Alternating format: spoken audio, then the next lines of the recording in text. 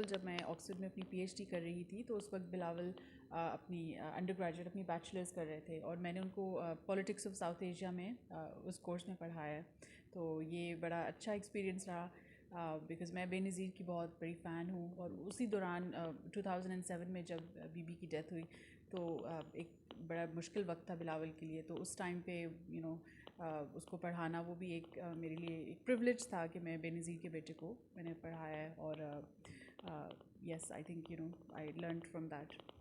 तो बिलावल की क्या आप वहाँ पे, आप तो टीचर तो सारा स्टूडेंट्स जो होते हैं उनके ऊपर उनकी होती है कि कैसे हैं, तो क्या आप बिलावल की एक्टिविटीज़ कैसी देखती थी? तो क्या आपको महसूस होता था कि क्या आया ये अपनी वालदा और अपने नाना के नक्शे कदम पे चलते हुए मुल्क का नाम रोशन करेंगे, या इनमें कोई ऐसी सलाहियतें आपको नज़र आती थी? क्योंकि टीचर तो नोट कर रहा होता है ये चीज़। जी हाँ, बिल्कुल बिलावल में अपने मुल्क के लिए मोहब्बत है, पाकिस्तान के लिए। और अब इसीलिए तो वो सियासत में भी हैं और अपनी मदर से उनको बहुत प्यार था, अपने नाना से भी। तो पेट्रियाटिक हैं बिलावल और एक बड़ी अच्छी पॉजिटिव एनर्जी है बिलावल में। तो या आई थिंक बिल्कुल वो उनके अंदर एक बड़ा पैशन है अपने मुल्क के लिए। इमरान खान साहब भी लंदन ऑक्सफोर्ड यूनिवर्सिटी के पढ़े हुए हैं, तो क्या कोई वहाँ पे आप जब पढ़ती थी तो कोई बताता था कि यहाँ इमरान खान साहब थे, और कोई इनकी कोई उस वक्त के कोई कारनामे, इनकी कोई बातें आपसे शेयर करते थे पाकिस्तानी स्टूडेंट्स? जब मैं अपनी पीएचडी करी थी तो उस वक्त इमरान खान वहाँ पे आते थे लेक्चर्स देने। और उस वक्त पीटीआई को वो बहुत प्रमोट कर रहे थे, अपनी एक्टिवली कैंपेन कर रहे थे। और जिस कॉलेज में वो पढ़े थे और क्रिकेट में वो बहुत उनका वहाँ पे एक था, ही हैड अ नेम। तो इमरान खान के बारे में बड़ी अच्छी बातें ही होती थी और आई फेल्ट प्राउड कि इमरान खान की यूनिवर्सिटी में मैं भी पढ़ रही हूँ। और सब उनका तो बहुत क्रिकेट में तो नाम है ही, फिर पॉलिटिक्स में भी उनका नाम आ गया।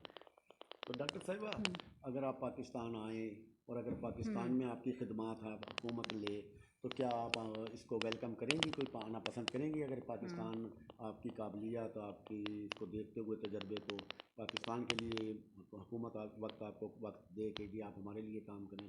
मेरा एक पैशन रहा है कि मैं अपने मुल्क के लिए काम करूं और अपने लोगों के लिए कुछ करूं। अपनी जो मेरी काबिलियत है वो मेरे लोगों को भी उसका फ़ायदा हो।